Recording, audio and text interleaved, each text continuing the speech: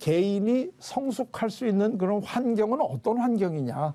이게 이제 심리적으로 보게 되면 제일 그 중요한 게 뭐냐면 이 자기 존중감을 느낄 수 있는 이걸 마련해 줘야 된다. 이제 이런 얘기죠.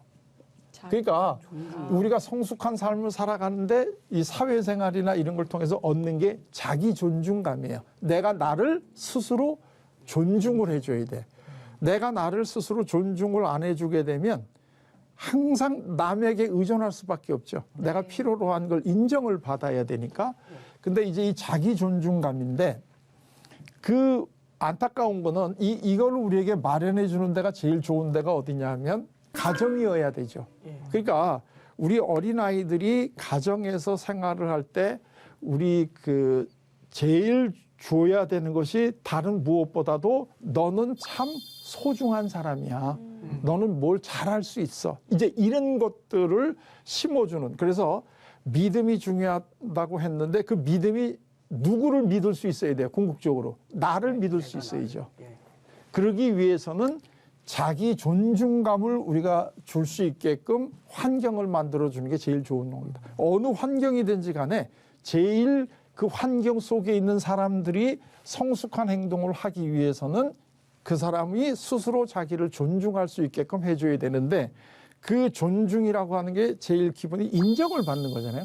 그럼 뭔가 했을 때 인정을 받는 거잖아요. 그러니까 어떤 행동을 했을 때 참 잘했다 하는 인정을 줘야 되는데 더 궁극적으로 해주는 인정은 뭐냐면 존재 자체를 인정을 해줘야죠. 뭐가 잘했다. 그것 때문에 너는 참 유능하다가 아니라 너는 존재 자체가 소중한 사람이야.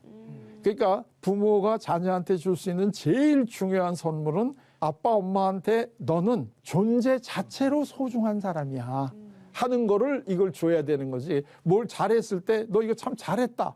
이런 식으로 어떤 일을 잘했을 때 칭찬해 주게 되면 내가 뭘 해야만 나는 인정받는 사람이구나 하는 이렇게 되니까 그거는 별로 바람직하지 않는 거다. 지금 이제 그런 얘기가 되는 거죠.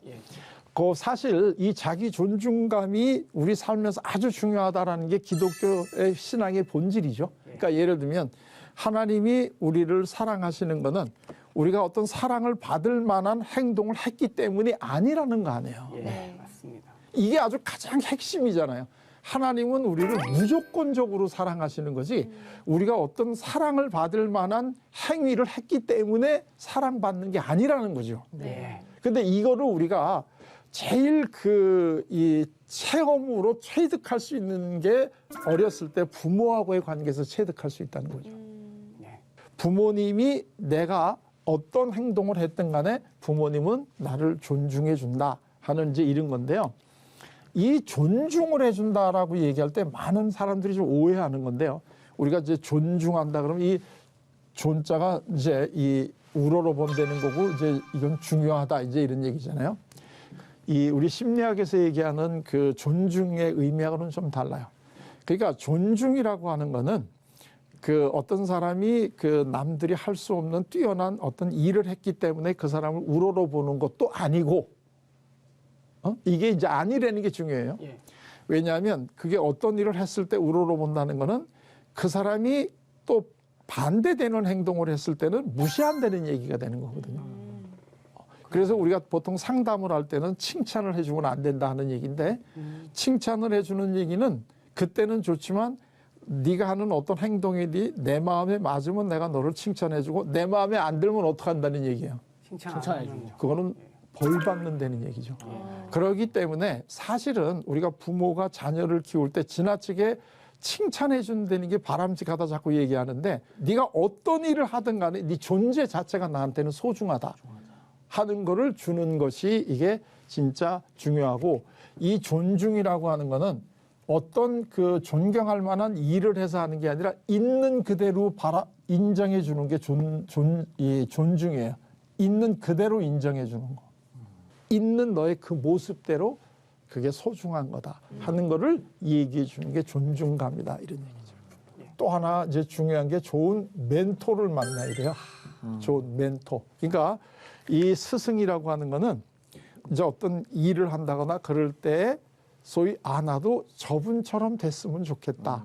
이제 이게 우리 소위 좋은 멘토잖아요. 예. 내가 어떤 영역에 있을 때 네. 내가 저분처럼 하겠으면 좋겠다. 그러니까 되게 우리 그 연예인이라든가 아니면 또 이제 어떤 분야에서 큰 업적을 낸 사람에게 인터뷰할 때 꼭 물어보는 게 있잖아요. 뭐 롤 모델로 삼으신 분이 있으십니까? 이렇게 꼭 물어보면 되게 우리가 그분이 누구를 롤 모델로 하는가 하는 걸 보면 앞으로 그분이 이 영역에서 어떤 삶을 살고 싶어 하는가 하는 걸 우리가 알 수 있잖아요. 맞아요. 그러니까 그런데 그러한 롤 모델이 있는 것하고 없는 것하고는 어떨까요? 차이가 많이 나요. 엄청 차이가 나죠. 예. 엄청 차이가 나는데 이거를 이제 그 심리학에서는 이걸 뭐라고 부르냐면 우리가 성장해 가는 거를 동일시라고 부르거든요. 내가 누구랑 같이 되고 싶어 하는 게 동일시잖아요. 동일하게 되고 싶은 거. 예를 들면 이 남자애들한테 너 앞으로 누구처럼 되고 싶으냐 그럴 때 제일 먼저 그냥 나 아빠처럼 되고 싶어. 또는 이 딸들에게 너 누구처럼 앞으로 되고 싶으냐? 나 엄마처럼 되고 싶어. 이렇게 이게 그냥 자연스럽게 나오면 아주 훌륭한 부모 역할을 한 거죠. 그거 갖다 그래서 이제 이럴 때 이 동일시를 긍정적 동일시다 이렇게 불러요. 긍정적인 거는 내가 누구처럼 되고 싶다는 거야. 그래서 이런 긍정적 동일시가 있는 분들이 이 살아갈 때 성공할 확률이 높겠죠. 내가 누구처럼 되고 싶어하는 구체적인 모델이 있으니까. 그런데 이 반대가 뭘까요? 이게 부정적 동일시인데요. 부정적 동일시는 뭐냐면 나는 누구처럼은 되고 싶지 않아. 이런 거. 저렇게는 안 이게 이제 대개 이 딸들이 이런 얘기를 많이 하는데 딸들이 이제 엄마하고 결혼하기 전에 갈등이 많잖아요. 그럴 때 네. 나는 엄마처럼은 안 살래. 뭐 이렇게 되는 거. 예. 그런데 이 부정적 동일시는 이 긍정적 동일시보다는 별로 이렇게 효과가 없고 사실은 이걸 긍정적으로 좀 바꿔줄 필요가 있는 게 왜 그러냐면 내가 구체적인 삶의 어떤 모델이 있는 거하고 이거는 모델이 없잖아요. 되고 싶은 건 없어. 안 되고 싶은 걸 있어도. 그러니까 되고 싶은 게 있는 게 굉장히 중요하다는 거죠.